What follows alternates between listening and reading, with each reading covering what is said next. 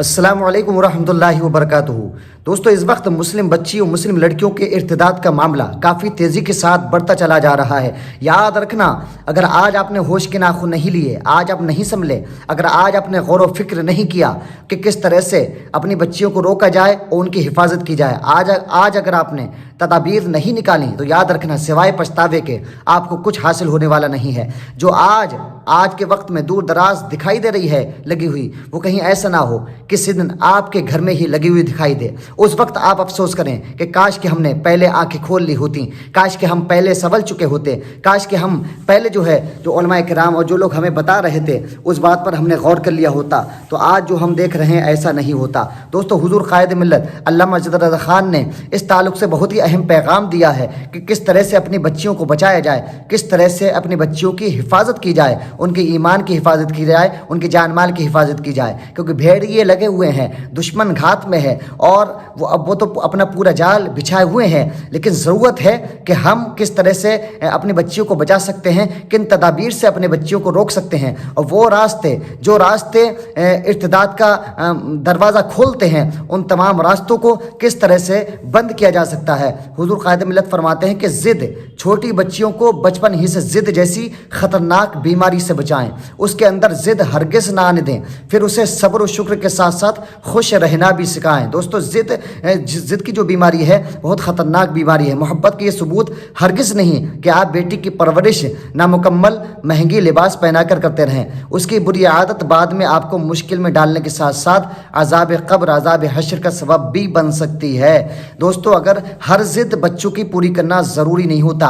जब आप बच्चों को देखें उनकी ज़िद बड़ी ख़तरनाक है, बुरी है, तो उन ज़िदों से बच्चों को समझाएं और बच्चों को बचाने की कोशिश करें। बच्चियों को उड़िया यानी अधूरा लिबास और बेपर्दगी के ख़तरात, उसके सबब से बच्चों के साथ होने वाली ज़्यादतियों से आगाह करते रहें। हुज़ूर क़ायद मिल्लत का पैगाम या अवाम अहले सुन्नत का नाम है, यानी आधे अधूरे बच्चों को लिबास ना पहनाएं। कुछ लोग कहते हैं कि अभी तो बच्चा है, अभी छोटी है। दोस्तों, यही उम्र तो सीखने की होती है, यही उम्र तो अपनी आदत डालने की होती है।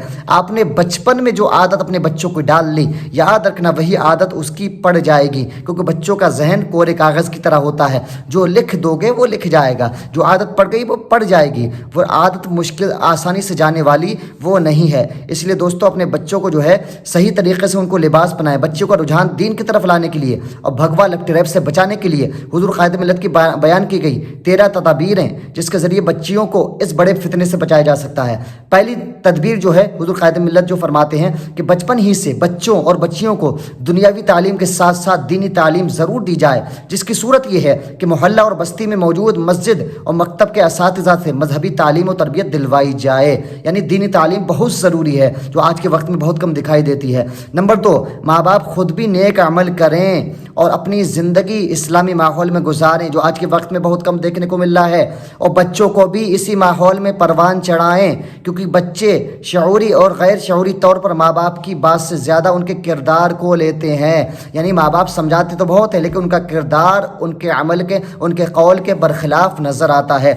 इसलिए समझाने के साथ साथ अपने किरदार को भी अच्छा करें, ताकि बच्चों के ऊपर उसके अच्छे असरात मुरतब हों। नंबर 3, माँ बाप खुद भी कभी कभी बच्चों के ज़हन व फ़िक्र का जायज़ा लेते रहें, कहीं स्कूल के माहौल ने उनकी फ़िक्र को ख़राब तो नहीं कर दिया, और मोबाइल के बेजा इस्तेमाल से बच्चों को दूर रखें।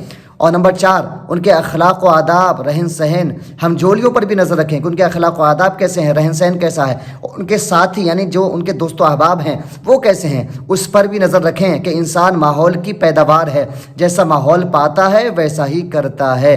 नंबर 5, माँ बाप बच्चों पर हद दर्जा भरोसा ना करें। यानी कुछ लोग ऐसे होते हैं, हम देखते हैं इतना ज़्यादा भरोसा करते हैं अपने बच्चों पर, और वो भरोसा उनको किसी न किसी दिन ले डूबता है। इससे दिन अपने माँ बाप अपने बच्चों पर ज़्यादा भरोसा ना करें, बल्कि ख़ुद भी अक्ल से काम लें, क्योंकि शैतान हर लम्हा बहकाने में लगा हुआ है। हदीस पाक में है, शैतान इंसान के जिस्म में ऐसे ही दौड़ता है जैसे खून रगों में दौड़ता है। नंबर 6, शादियों को आसान बनाएं। आज के वक्त में देखते हैं दोस्तों, शादियाँ इतनी महंगी करती हैं कि इंसान एक बार शादी करने के लिए 50 बार सोचता है।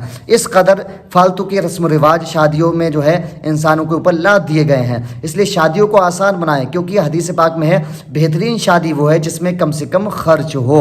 نمبر 7، اولاد کے بالغ ہونے پر ان کی شادیوں میں جلدی کی جائے۔ حدیث پاک میں ہے 3 چیزوں میں دیر نہ کرو: نماز میں، جنازے میں اور مناسب رشتہ ملنے پر شادی کرنے میں۔ نمبر 8، بھلائی کا حکم دینا، برائی سے روکنا اس امت کا خاص وصف ہے، خاص صفت ہے۔ لہٰذا ماں باپ کے ساتھ مل کر محلہ، پڑوس، قبیلے اور بستی کے بااثر لوگ کفر کے چنگل میں پھنسی ہوئی بچیوں کو راہ راست پر لانے کی بھرپور کوشش کریں کہ کسی ایک کو راہ راست پر لانا سرخ اونٹ ذبح کرنے سے بہتر، یعنی بہت بڑا کار خیر ہے، بہت بڑا ثواب کا کام ہے، اس لیے اس کام کو ضرور انجام دیں۔ نمبر 9، مساجد و مکاتب اور مدارس کے اساتذہ اپنی اپنی ذمہ داریاں محض ڈیوٹی سمجھ کر نہ کریں، بلکہ خلوص و للہیت کے ساتھ ساتھ خدمت دین متین سمجھ کر کریں، کیونکہ اللہ پاک نے دین کی خدمت کے لیے چن لیا ہے، اس لیے آپ کو علم دین کی دولت عطا فرمائی ہے۔ یہ جو علماء ہیں، اساتذہ ہیں، تلامذہ ہیں اور مدرسین ہیں، ائمہ ہیں، اس چیز پر ان کو خاص توجہ دینے کی ضرورت ہے۔ نمبر 10، ائمہ، اساتذہ اور خطبہ اور واعظین حالات زمانہ وقت کی ضرورت کے مطابق بنا کسی خوف و خطر کے عملی خدمات انجام دیں اور معاشرے کی خرابیوں کو دور کرنے میں بھرپور کوشش کرتے رہیں اور ان امور کو انجام دینے میں مرکز اہل سنت بریلی شریف کی رہنمائی لیتے رہیں۔ نمبر 11، مساجد و مکاتب اور مدارس کے اراکین جو ہیں اور ذمہ دار مذہبی کاموں میں اماموں اور دینی پیشواؤں کا بھرپور تعاون کریں۔ ایسا نہ ہو صرف مسجد و مدرسوں کا تعاون ہوتا رہے، اس کے علاوہ جو بھی دینی کام کی جگہیں ہیں جہاں پر دین کا تعاون ہوتا ہے یا قوم کے لیے کچھ کیا جا سکتا ہے وہاں کا کچھ خیال ہی نہ رکھا جائے، اس لیے ہر جگہ جو ہے تعاون کریں۔ نمبر 12، مساجدوں کے ذمہ داران اماموں کو بد مذہب کا نکاح اور جنازہ پڑھانے پر مجبور نہ کریں اور نہ ہی رد بد مذہب کرنے سے روکیں کہ دشمنان دین اور گستاخان رسول صلی اللہ تعالی وسلم سے عداوت رکھنا حب نبوی اور ایمان کا حصہ ہے۔ ان ساری چیزوں پر غور کریں۔ اگر آپ چاہتے ہیں کہ ہماری گھر کی بچیاں، ہماری بیٹیاں ارتداد کی آندھی سے بچ جائیں اور وہ آگ جو زمانے میں پھیلی ہوئی ہے وہ آگ ان کو نہ جھلسا دے، تو یاد رکھنا جو حضور قائد ملت نے یہ تدابیر بتائی ہیں، فرمائی ہیں، ان پر سختی کے ساتھ عمل کرنے، ورنہ یاد رکھنا جو حال ان لوگوں کا ہوا ہے کہ جن کی بچیاں ارتداد کا شکار ہوئی ہیں، وہ حال کہیں ایسا نہ ہو ہماری بچیوں کا بھی ہو جائے۔ اللہ تعالیٰ کی بارگاہ میں دعا ہے اللہ تعالیٰ ہم سب کو اپنے حفظ و امان میں رکھے۔ انشاءاللہ ملتے ہیں نئی ویڈیو میں۔ السلام علیکم ورحمۃ اللہ۔